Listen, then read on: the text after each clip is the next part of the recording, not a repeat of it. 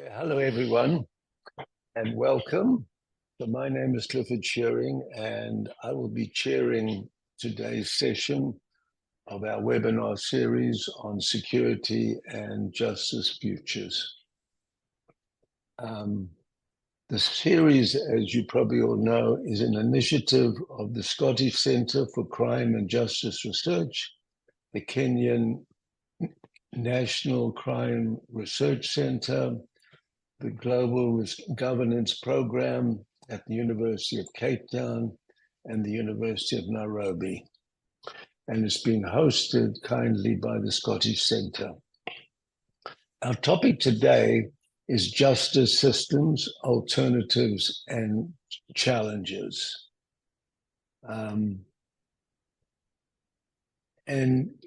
during the discussion, please raise your hand if you have anything to say. We're going to, and we'll also be monitoring the chat. We were going to have two presentations, but it seems that we're likely just to have the treat of Val Braithwaite alone. So Val is a professor at the School of Regulation and Global Governance at the Australian National University. And the title of Val's presentation is How Are Our Systems of Security and Justice Accelerating the Domination of the Lives of Ordinary People?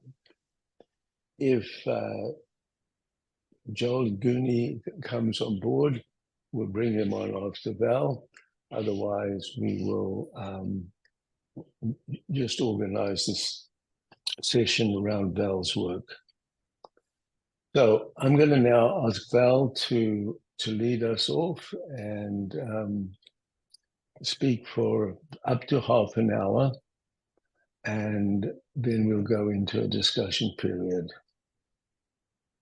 Val? Thank you, Clifford, and thank you everyone for coming along tonight. Or if it's tonight for me, it's morning for you. Well, I suppose it's different times in different parts of the world. Well, anyhow, hello. I was quite prepared to be the understudy to a judge tonight. I felt that was a deferential role for me to play. So I feel kind of quite shocked that I haven't got a judge to be deferential to. And actually, that's about the topic that I'm going to really talk to you about deference and about defiance. Now, I know many of you will be totally familiar with transformative justice.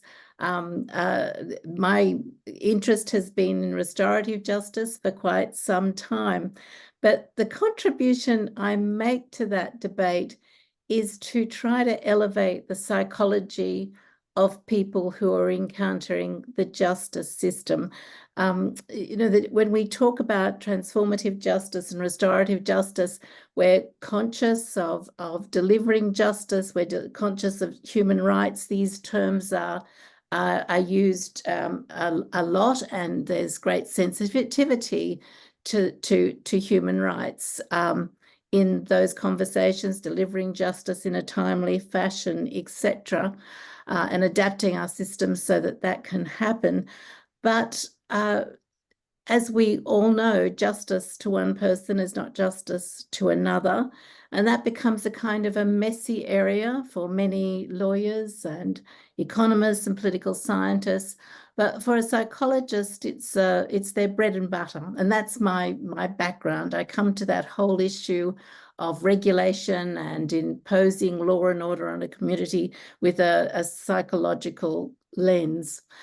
And just let me explain this in the beginning. I think it's often a mystery to people when I talk about having relationships with, say, the courts, or having relationships with police. People think, well, that means that you've got to know a police officer, you've got to have a one-on-one encounter. But for a psychologist, that actually is not true, because we we have constructs in our heads about those things. And when we talk about government, for instance, a political scientist will naturally think of all the different branches of government. A criminologist will think of all the different aspects of law and order.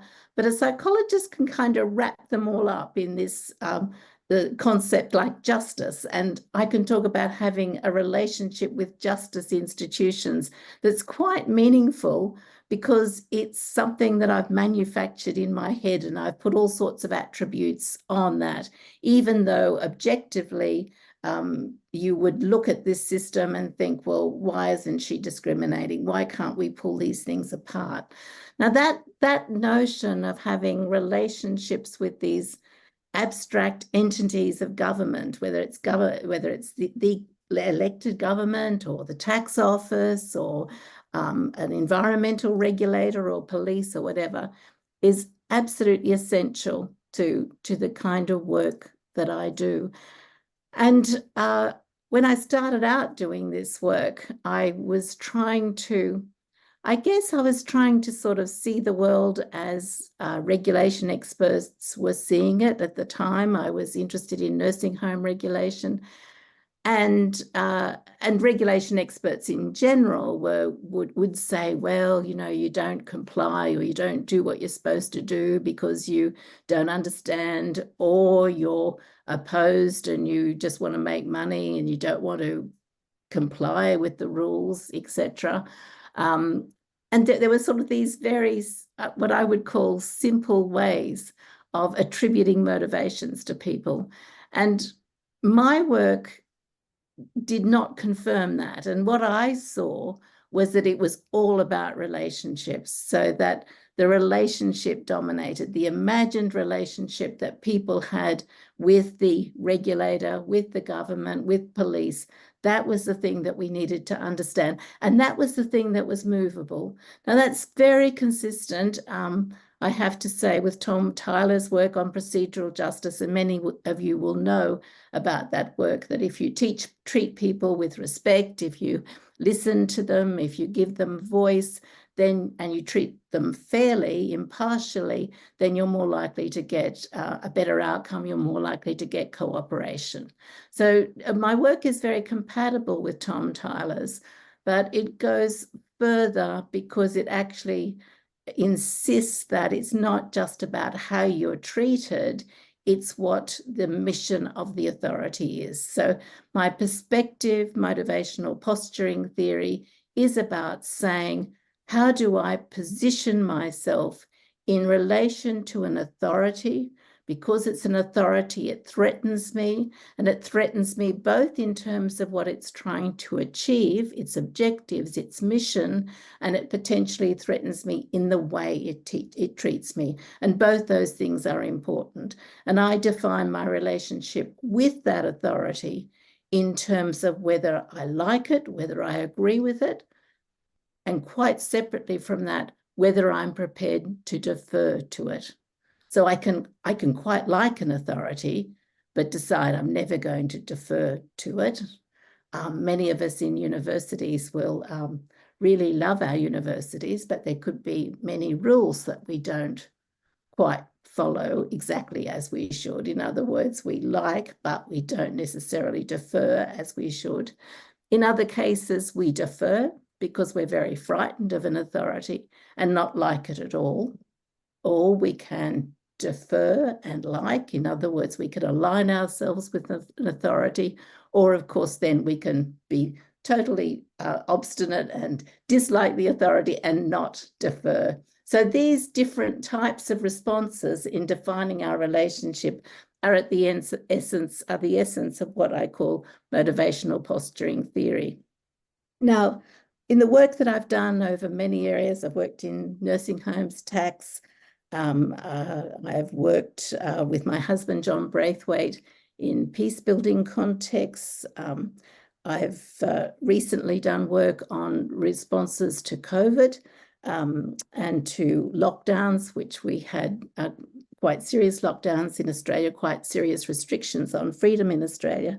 So in that work, I've consistently found that these postures occur. And there are 5 postures that come up time and time again. There are 2 that are positive to authority. One is commitment, and that's actually saying, I love your mission and I'm right on board and I'm going to work with you.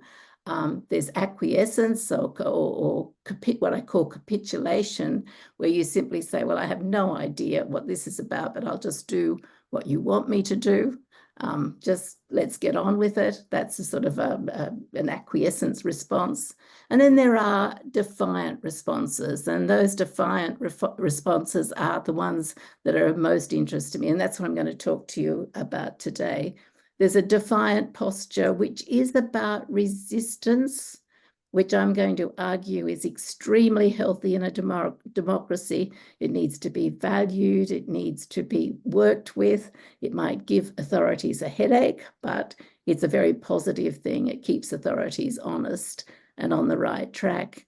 And then there's what I call dismissive defiance, which is made up of either dropping out completely, just having nothing to do with the authority and going underground, or actually game playing with an authority and trying to win against an authority.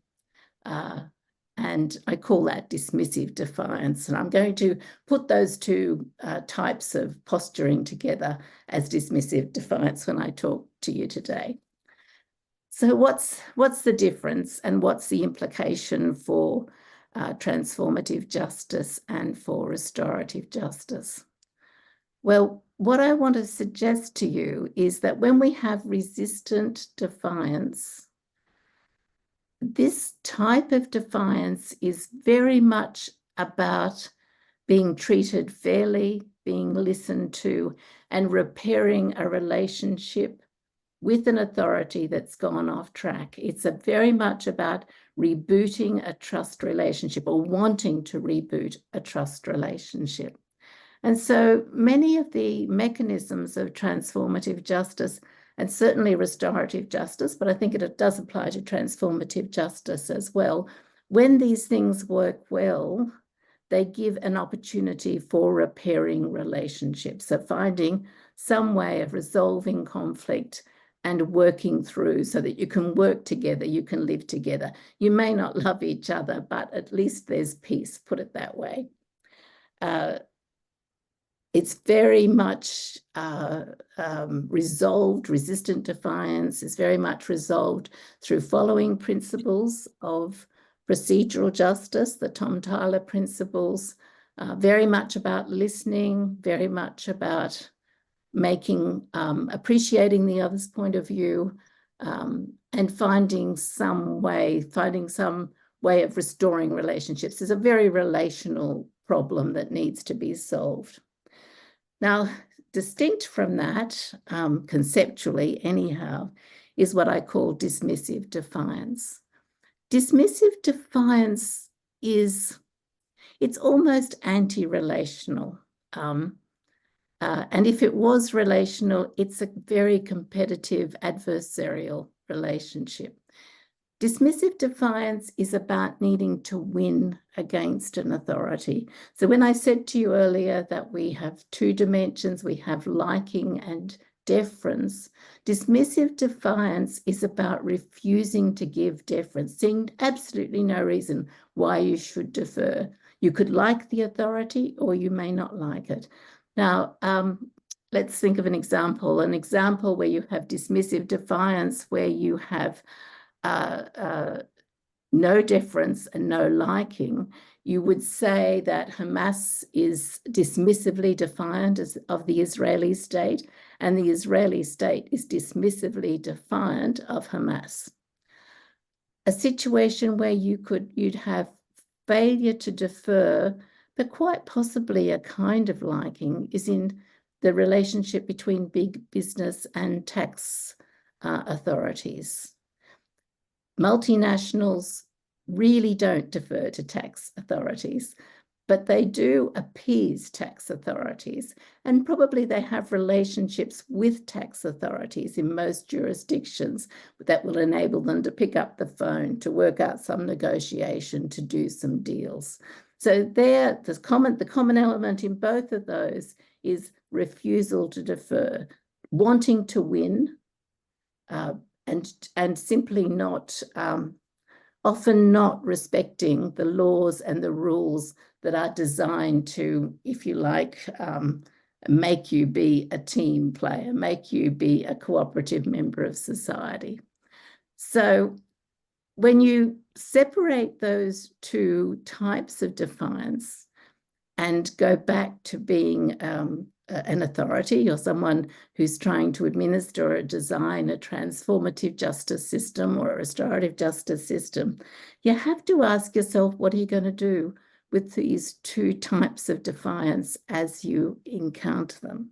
Now, there is a sort of a bottom line answer here, which I'll share with you now, because I mean, it's the easiest answer, and that is never let dismissive defiance emerge. I mean, always deal with resistant defiance when it appears and solve the problem there and then. But we know practically that doesn't happen. And we also know that not everyone, we do have differences in people's views and how they see the world. So not everyone is going to be persuadable at that resistant defiance level. So we're left with the question, well, yes, we can deal with resistant defiance as soon as possible. We can use our transformative justice and our restorative justice systems to repair relationships, to try to get things moving again. But what happens when we end up in dismissive defiance space? Now, let me just talk a little bit about why the dismissive defiance has intrigued me so much. When I was doing work on taxation, there's no question that those who were dismissively defiant were those that were most likely to evade tax. I called it the most dangerous posture for a tax authority to be dealing with. And I haven't changed my mind on that, but what has puzzled me, and I've thought about a lot since, is dismissive defiance the only way that we deal with an authority that is perhaps corrupt or perhaps has lost its way? And let me give you a practical example of that. In child protection, and this is a worldwide problem, this is not just an Australian problem, we know that children are removed from mothers in a very sort of Victorian, I mean, this is sort of a Victorian England kind of child rescue approach, that if children are not cared for, if they're abused or neglected, then you take the children, you separate children from their mothers. Now, we did that in Australia, and this happened in Canada with the Indigenous parents and their children. We separated the children from their parents, and we had major inquiries, as has happened in other parts of the world, about this being almost cultural, this being a form of cultural genocide. And we're still doing it. I mean, we're removing children at the same rate as we were 50 years ago. And that's really very, very disturbing. So in this context, I thought to myself, is this a situation where dismissive defiance is what we need to change the system?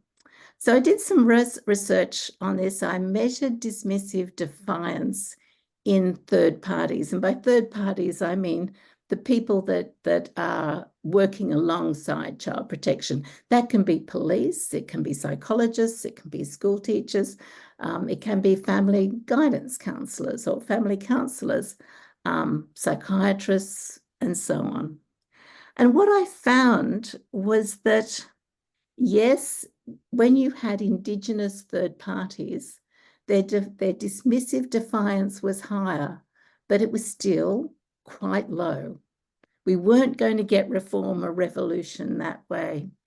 And when I tried to, I did a lot of statistical analyses for this issue, to get to the bottom of this issue. And what I found out was that what was stopping that dismissive defiance from actually winning against the system, destroying the system, was commitment to the children.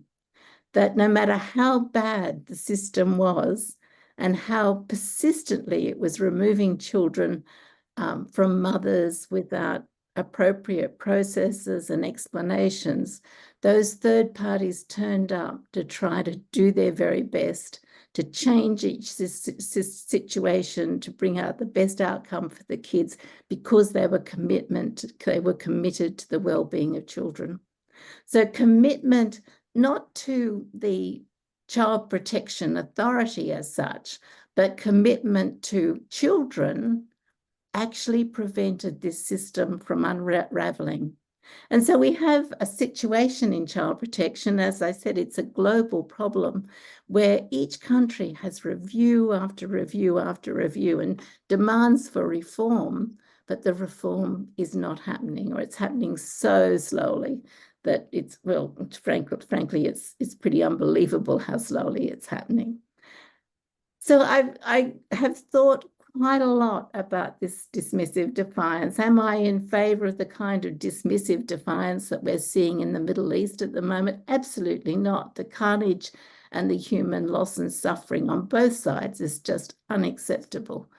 In this case, where I would really like to see reform in the child protection system, is dismissive defiance going to do it? No, because they'd have to give up care for children. They'd have to actually sacrifice their commitment to children for that mechanism to work.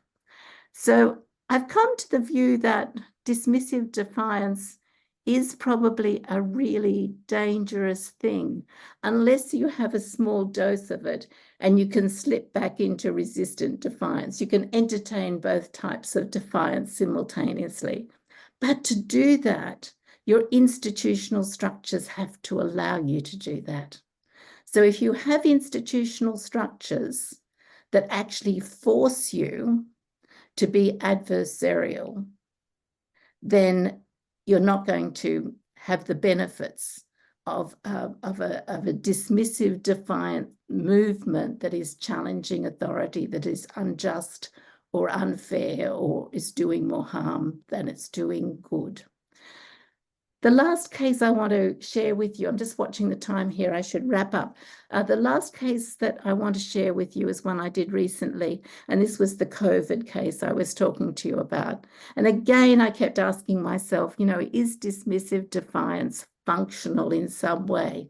I'm absolutely certain resistant defiance is, but is dismissive defiance necessary to get change?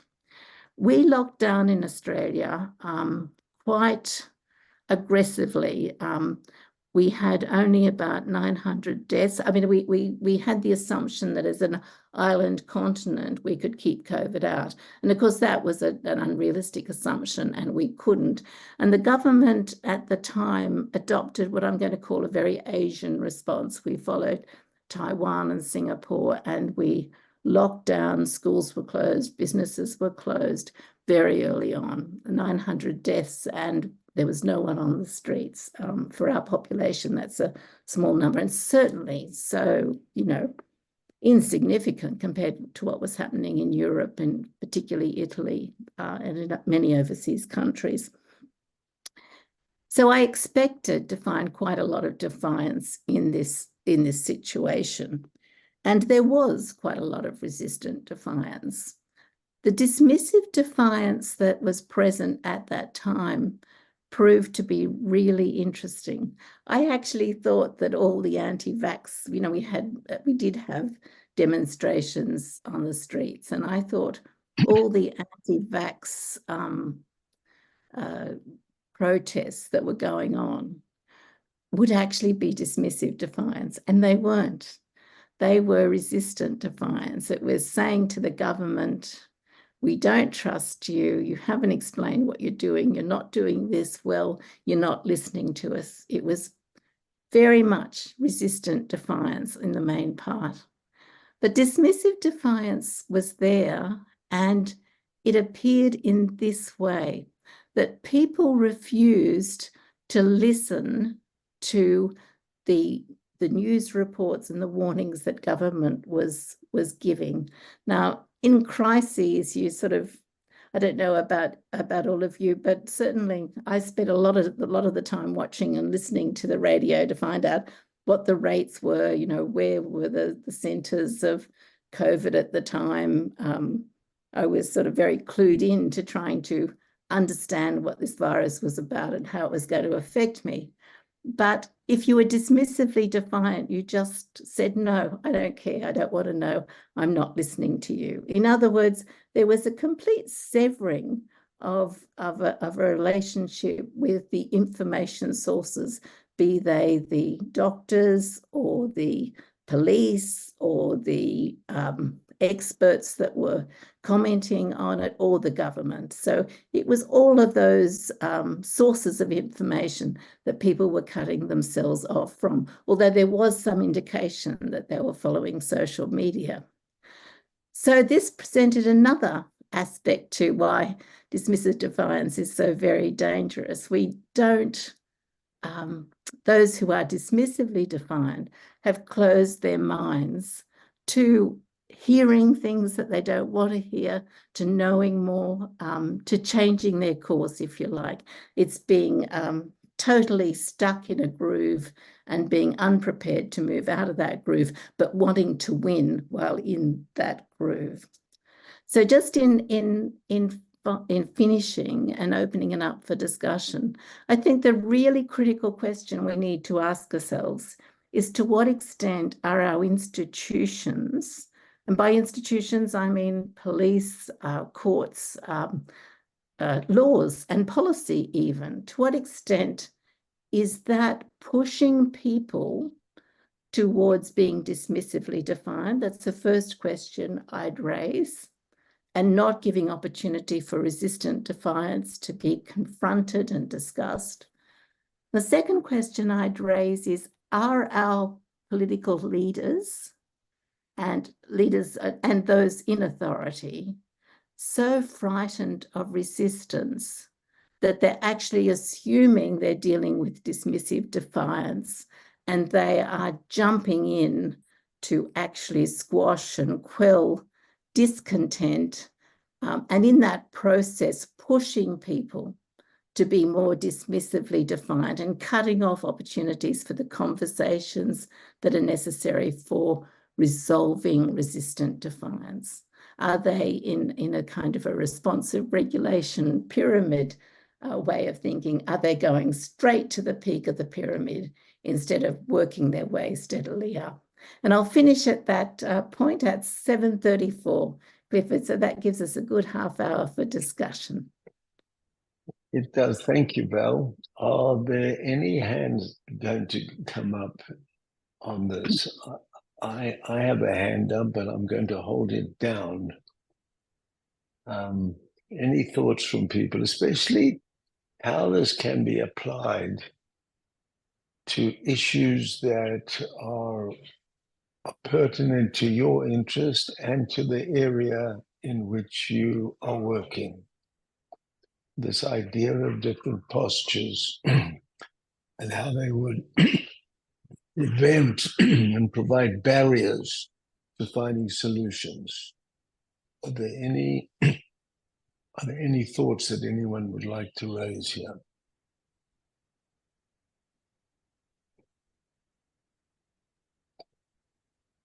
I'm going to pick on one here. Matuma, you've been talking about something that people who don't live in Africa won't be very attuned to, and this is the problem of cattle rustling, of stealing cattle. And you were saying that in Kenya, this has become a real serious problem. And I'm wondering whether what Val has to say about postures has any relevance to that.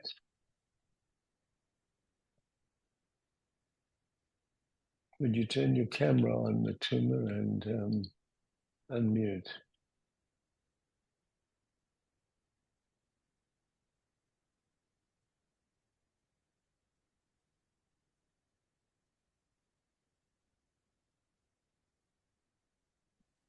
Hi, Clifford. Thank you very much. I want to type a message because I'm in a noisy place, unfortunately. So I'm going to type a comment on the chat on that.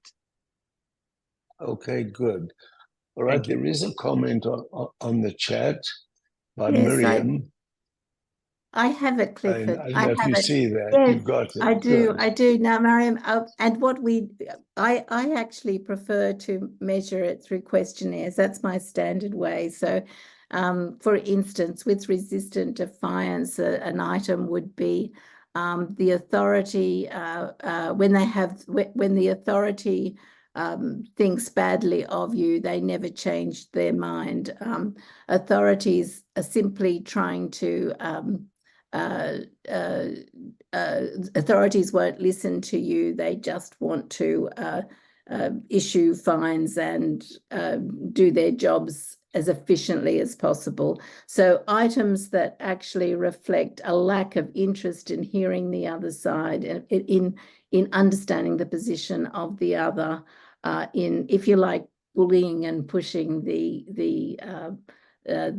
people around. That's the kind of the sort of items that you use to measure resistant defiance. I tend to have a standard set, but they need to be modified. And certainly in the observational work that I've done with John in peace building, you do need to modify them. But the idea is the deference, the being annoyed that you are not being respected and you are being dominated. That's the heart of resistant defiance.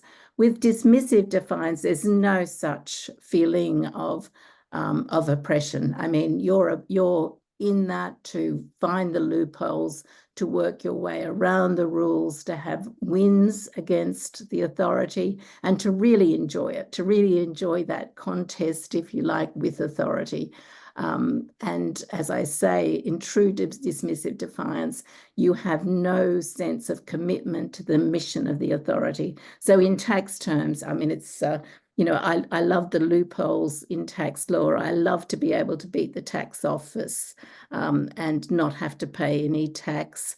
I don't believe that taxation is a good system to have. The taxes should be minimum. So a kind of individualistic, anti-authoritarian, and probably a bit libertarian in most contexts as well. And when I don't use those sorts of libertarian items to measure it, but that's a predictor of dismissive defiance. So in most of my work, I've used scales and to measure these two types of defiance, and then a whole lot of other scales to look at what predicts them. I've been a quantitative researcher mainly in developing this work, but you can do it observationally as well. And your second question, how do charities that support people like those in prison going through the courts impact defiance? Well, I think it's very comparable to the child protection situation, where they often work very hard to try to move any sign of dismissive defiance to resistant defiance. That's often what those third parties are doing, because by moving to resistant defiance, you're likely to get a better outcome. If you allow people to go into dealing with these authorities with dismissive defiance, they're unlikely to win, unless, of course, they've got huge resources, but then they're not going to need support of charities. So they're likely to be absolutely demolished and, you know, really receive the harshest treatment from the system. So what you're trying to do is explain how to be deferential, how to appease an authority that is wanting to be punishing and reprimanding you on your behavior. Now, they can do that while at the same time seeing it as very, very unfair and wanting the system to change and working to change the system. So they play a two-handed game, if you like. They do what is best for their clients. They're not going to encourage dismissive defiance, but they actually can go home after working at this all day and feel quite dismissively defiant. But they're caught by their commitment to their clients. So it's a very interesting role, and I would say a very stressful role that they play in child protection, but also in the situation that you're talking about. And I'm assuming there that for certainly those people who are relying on charities going through the prisons and the courts, it's not an easy experience, and probably not as fair as one would like it to be. There's a couple of hands up, Clifford. Thank you, Val. Yes, there are a couple of hands up. I'm going to go to Fernanda first. Fernanda, would you like to put your Hi, Clifford, video Valerie. on? Yes, I cannot turn my camera on. I hope this is okay. Okay. This is okay. Yes, we Thank can you. hear you. Thank you, Fernanda. Yes. Thank you, Valerie, for that talk. It was really interesting. I was wondering, what would you say is the relationship between the postures that are deferring to the authorities with these two postures that are refusing to defer?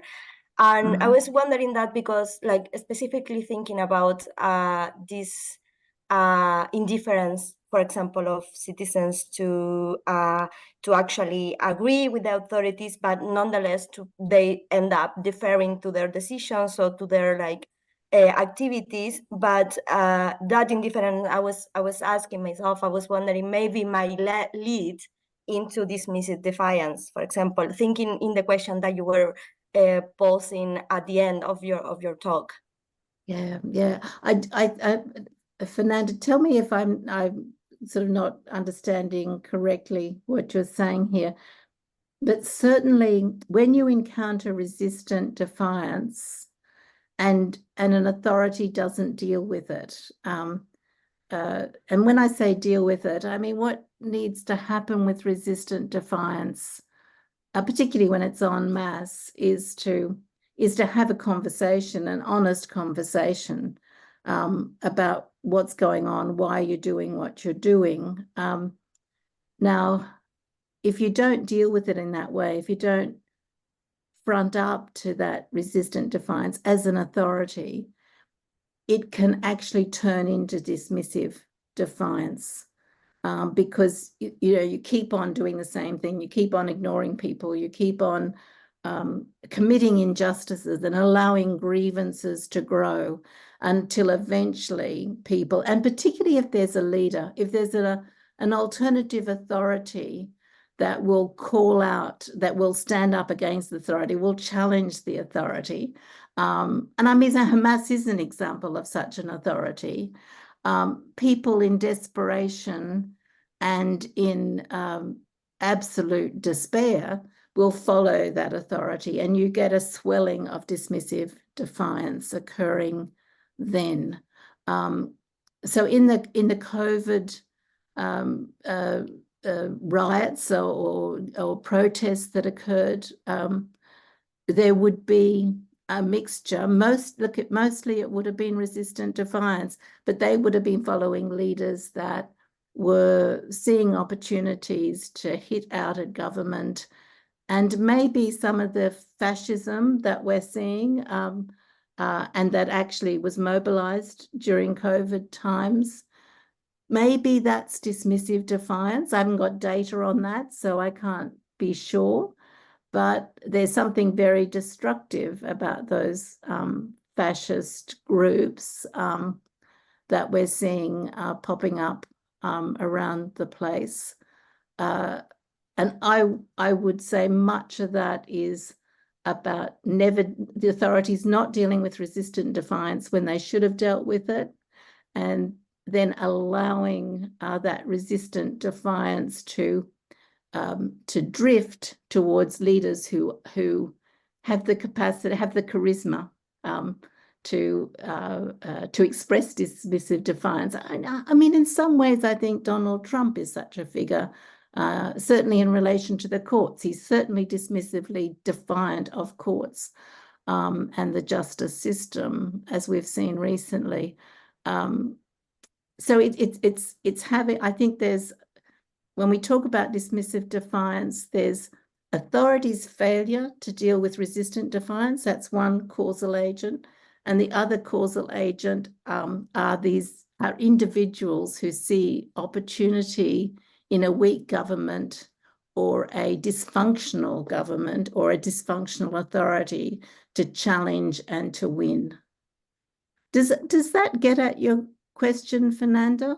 It was more about the relationship between dismissive defiance and the postures that are deferring to authority, like successfully. I mean, like, because you can defer to authorities with enthusiasm because you are committed to the role or their goals. Yes. And you also can defer to authorities with indifference. I mean, for example.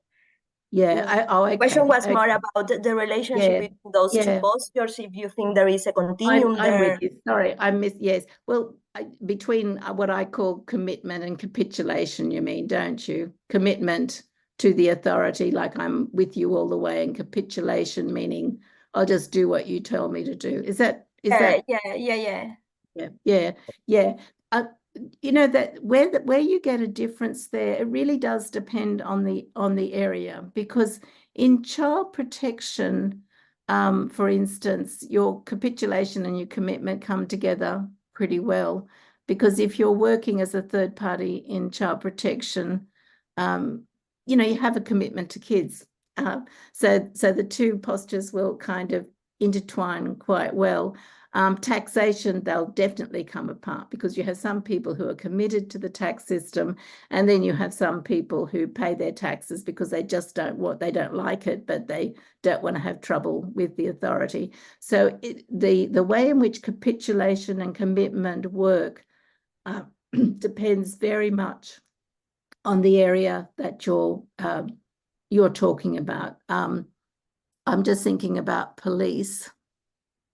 Maybe with police, they come apart. You know, I think you'd have many situations. You'd have some people who are totally committed to police forces, and others who would just think, well, I don't want trouble in the police, I'll just do what they want. So I would expect in that area that you'd get, separation of the commitment and the capitulation posture. But the critical difference is whether you really believe in the mission of the authority or not, whether you really think they're honorable and you want to be just like them. That would be the aspiration to be chief police commissioner would be commitment. The aspiration to not be in that job at all, but not to be in trouble, would be capitulation. Does that help? I'm going to intervene now, Val, because I'm going to intervene because you're in demand here now. You've got two in the chat and two with their hands up, and one person, and Sarah's just put her hand down. But perhaps we can begin with Marguerite. Would you? Okay, hi, Marguerite. Hi, that was lovely, thank you. I'm just really interested in what you were saying about system change and how the child protection system isn't changing. And is any of these stances supportive of achieving change, or are they all too individual, or is there any that kind of allow for solidarity and action and that kind of thing? I definitely think if you have transformative justice systems, if you have opportunities in any way to have discussions and conversations and to hold authority to account in a meaningful sense, then out of resistance does come change. I have no doubt about that. And if there's a bit of dismissive defiance thrown in there, I think it's probably not so bad, because I think that frightens authorities, but you don't want to frighten them too much because you don't want to stop them from listening. So I think, in my current work, I think this is interesting, this sort of, and I think a lot of the big corporates, like the big corporates, they just pay what tax they want to pay. So you might say they're extremely successful at getting government to do what they want. So, this is an example of exactly what we'd like to see in child protection, this capacity to change a system and have it responsive. And I think there you see a mix of sort of dismissive and resistant defiance, and they know how to game play, but every now and again they know that they've got to build a bit of trust, and they behave appropriately. So there's something in that. And if we can institute, and of course, the terrible thing about all of that is that it occurs behind closed doors and citizens don't see it, and we have private negotiations and deals done, and that's not good. So the issue is whether in our transformative justice systems and our restorative justice meetings, we can bring that to the fore. So it's visible and it's transparent, and we can negotiate our way through to improve systems. But yeah, child protection is just such a depressing example at the moment because of this inability to equal the power relationships, particularly between Indigenous and the white, basically colonial authorities. That's what we're dealing with. So that's what we're working on in my little group at the moment: disruption of that system. Okay, thank you. So Val, do you want to have a look at Matuma's question and respond yes. to that?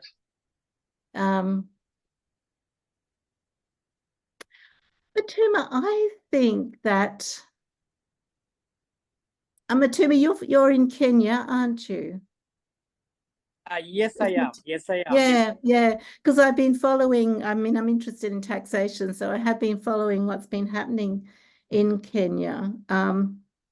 And I'm not. I mean, obviously, I'm not an expert on that at all, but that is a classic case where probably resistant defiance has been harnessed, perhaps by groups who are dismissively defiant and have escalated that whole situation to violence. And the question I would ask was there opportunity? I know the government changed its policy, it backed down on the taxation, etc. But was there better opportunities? Were there institutions where there could have been a better discussion about taxation, about what the big corporates were paying, for instance? I mean, is that part of the discontent of the public around the rises in taxes, that the big corporates are seen to be not paying their fair share?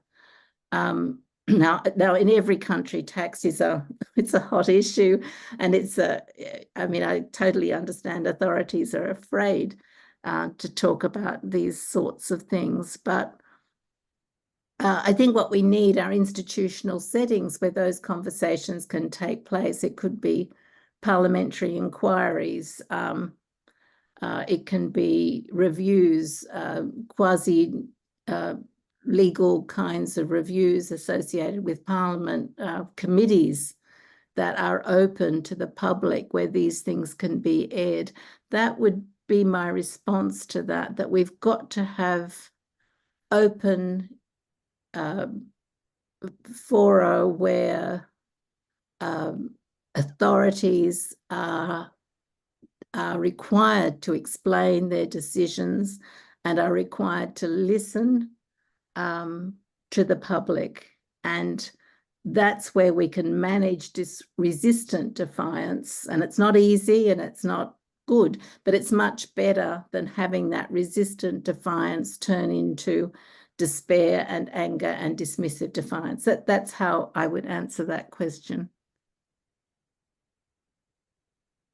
Thank you, Val. Can we turn to Una now? Una Brooks. Sorry. Yeah. Thanks, Valerie, for such an interesting talk. I have a particular interest in sexual and domestic offences. So I'd be really interested to know if you have any thoughts or you're aware of any work that has applied the concept of motivational posturing to the relationship that victims, survivors of sexual offences or domestic offences might have with the state, or more particularly the criminal justice system.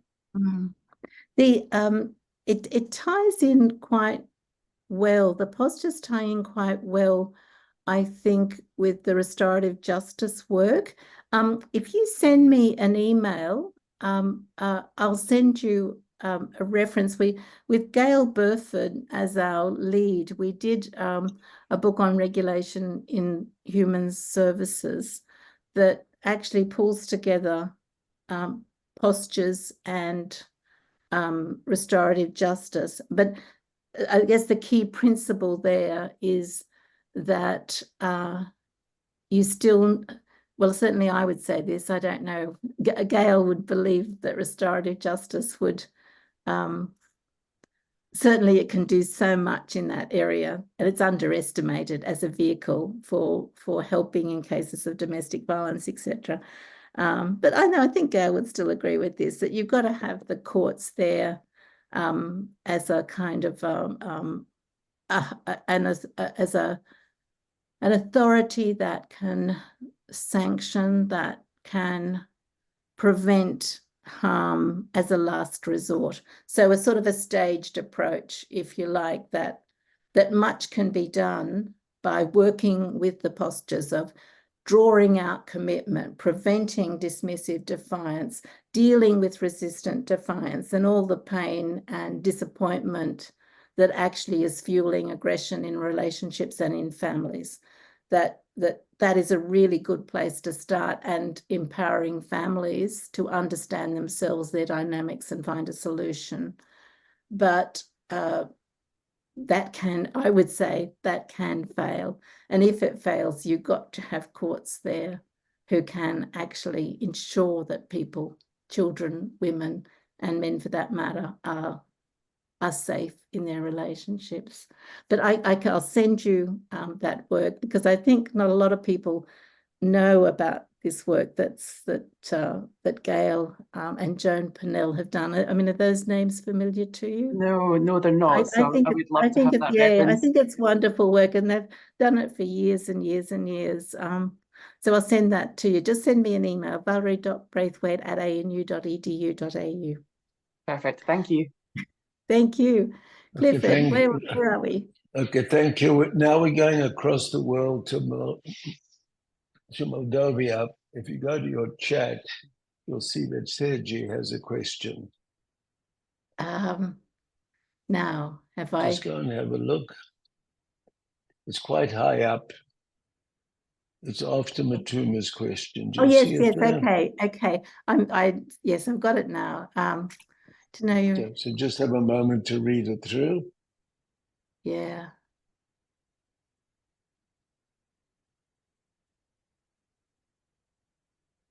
Okay.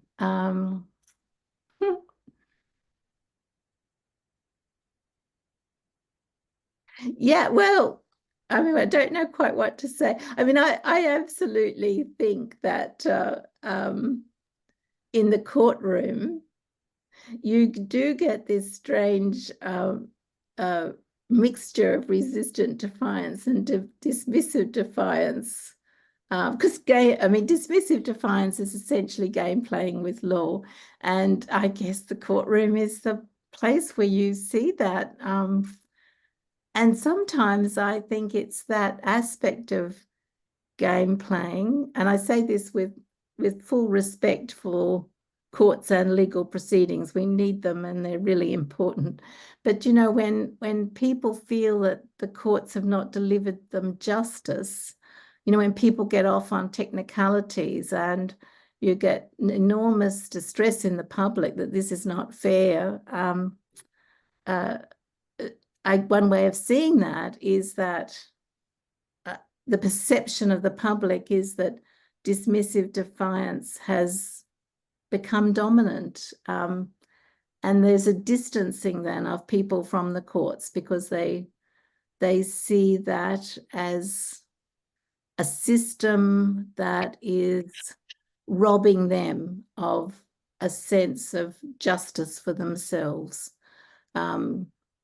So when I said earlier, or I said in the title of the talk was the way in which our systems can dominate and drive out a sense of fair play and collective well-being. When courts do engage in that kind of game playing situation, then I think that's an example. People lose trust in the courts, and they move away from the courts and lose faith in the courts as a way of delivering justice. So I do think it's an interesting question that you're raising there. The degree, I mean, most of my work is about how people posture to authorities. But what you're raising there is that authorities, those with power, are posturing to each other all the time too. And it raises the question to me of how does the public, how does the ordinary person look at that game playing, which is occurring, as you say, in Parliament, it's occurring in the courts, it's occurring in policy making. And I think we know that people are alienated by it. That's not a great answer, but I think it's the best I can do at the moment. I'll think about it. Okay, so Val, now we're going to take you to Sarah. I'm not sure where you are, Sarah. Would you turn on and introduce yourself? Hi. Oh, hang on, let me just get my video. Hi, Valerie. Hi, Clifford. I'm Sarah. I'm in northeastern Kenya, in Isiolo. And lovely to meet you. Yeah, you too. Thanks so much. Really exciting discussion. And obviously being in Kenya right now with the protests going on against the finance bill, which has hurriedly been passed. I guess my comment stroke question has aspects from the previous question too. This idea of dismissive and resistant defiance seems very messy to me. You spoke about how it's sometimes possible to entertain both, but it's a very tricky sort of space to be, and only if institutionally the civic public structures can allow that to happen. And, you know, I don't know where we are at the moment in Kenya in terms of measuring whether the current resistance from the youth and the people is actually resistant or dismissive. And given the president's his last address to the public yesterday, he was himself very dismissive.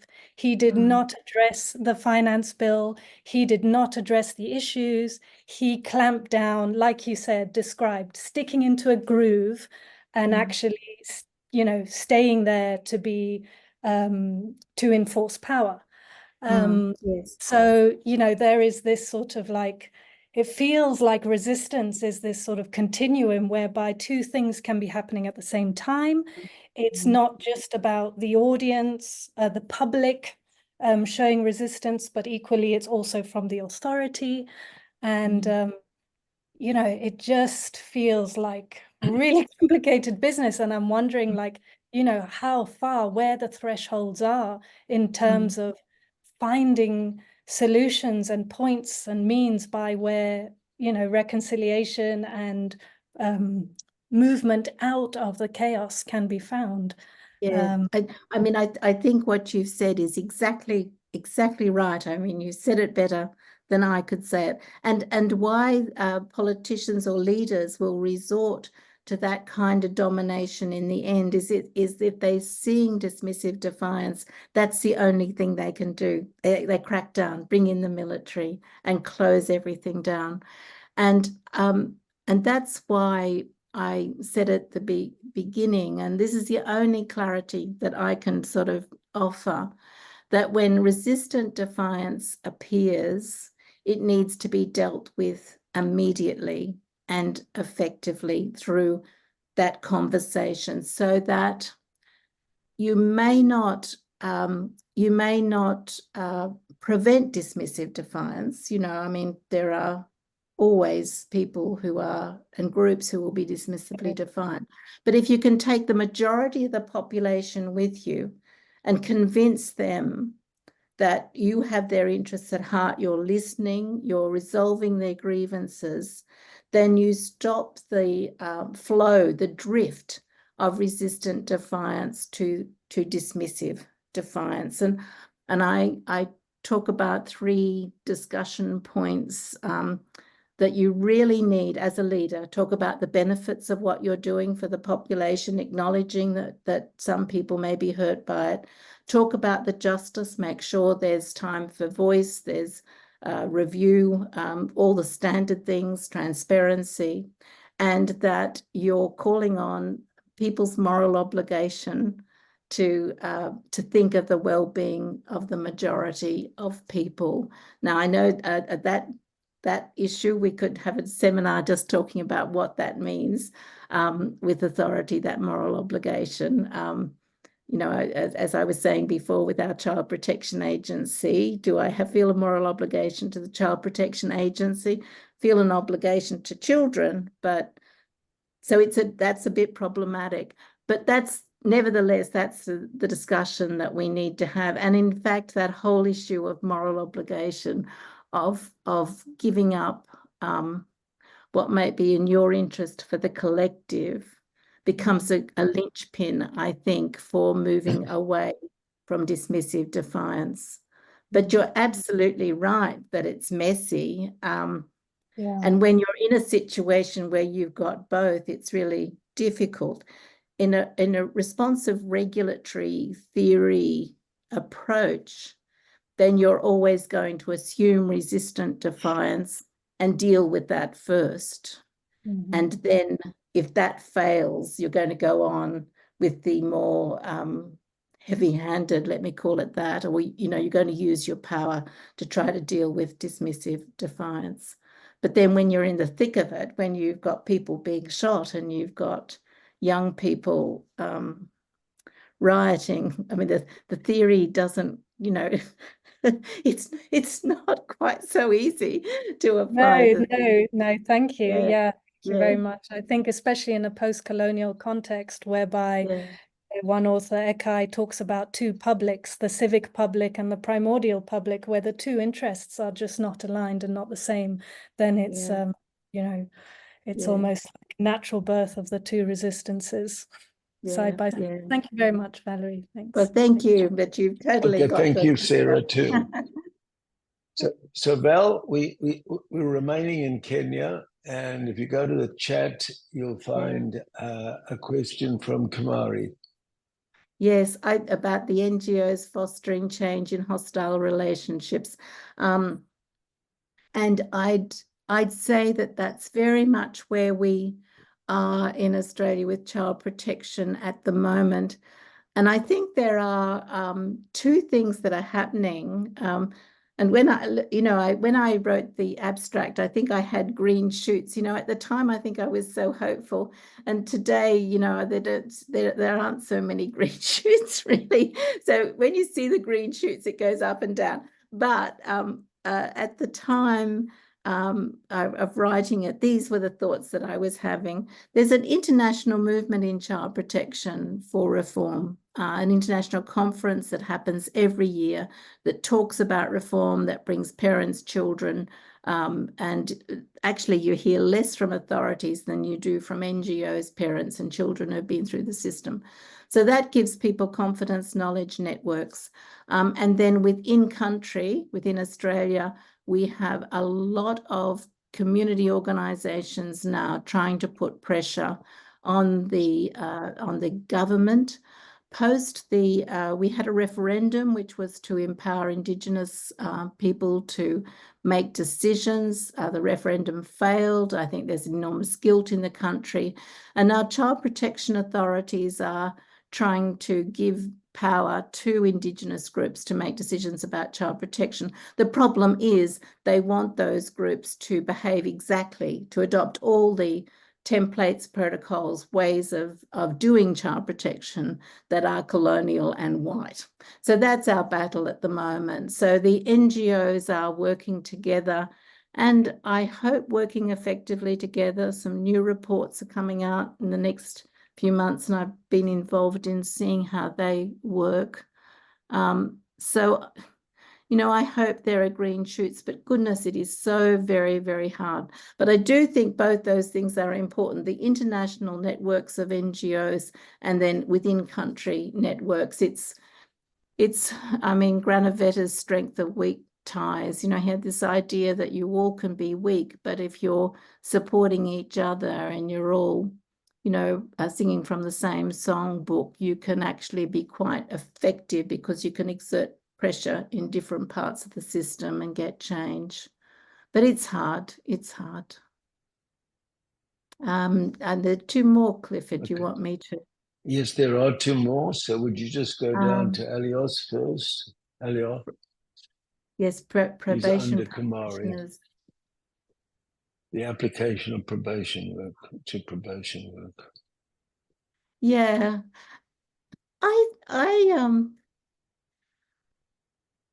I do think restorative justice is useful in these kinds of situations, bringing more people in, defining a problem. I mean, people have to be willing to do restorative justice. There's no point if they're not.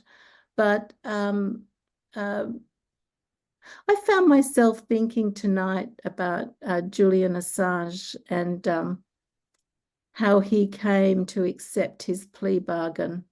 And I'm sure no one would say that was restorative justice, but there are elements there of a family who have worked tirelessly to, and I think we can assume he's a defiant individual. I think we can say that. So a family that were desperate to get him home and worked tirelessly to get him home, and he knew that. A government that in the end worked tirelessly to get him home.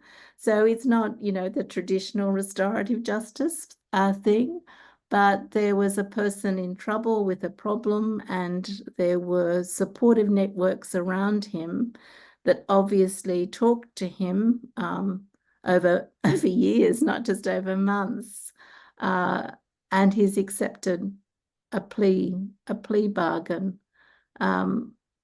So I think many voices, many conversations. I think that's always the clue. They say it takes a village to raise a child. I'd say it takes a village to change the defiance of any individual, and no sole person should bear responsibility for that, particularly if the defiance is entrenched, as it can be with dismissive defiance. So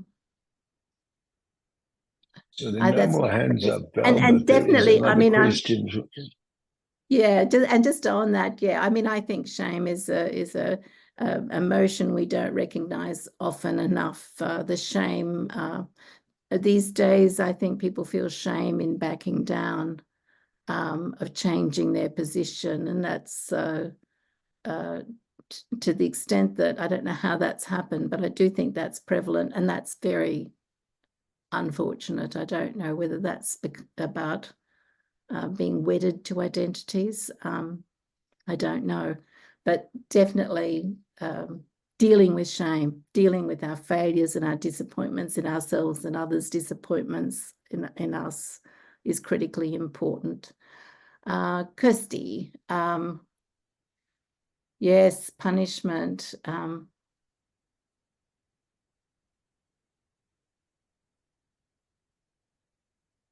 Yeah, I mean, and let me sort of take that child protection, because that's the same in our country. And even when authorities and workers in child protection authorities, the officials, say they're not being punishing, the whole system is punishing, which is why we argue very strongly for having quite a different system. We're not arguing that there should be no child protection authority, but we're certainly arguing that there are cases, and particularly restorative justice circles, family group conferences, Indigenous circles, where the problems of parents and children can be discussed and ways can be found to try to help parents parent better and children be safer. And through demonstrating that this works in the community, we're hoping that systems will change to accommodate it. But the battle we have at the moment is the system won't let go. It won't create that freedom, although there are many people who are arguing for giving communities a chance. Now, am I being critical of authorities? Well, of course, authorities they have the responsibility of preventing harm. And we know that you can't, there are just some situations where children are at such risk. I mean, if they're being sexually assaulted, you need to get that child out of that situation, not wait for a community meeting to decide what to do. So these are difficult decisions for authorities. So never would I say that there's no place for the authority, but I do think there are many situations where authorities need to be more balanced in how they assess risk and have more confidence in community organisations to keep children safe. I think that's how I answer that question. Thank you, Val. Are there any other hands or questions?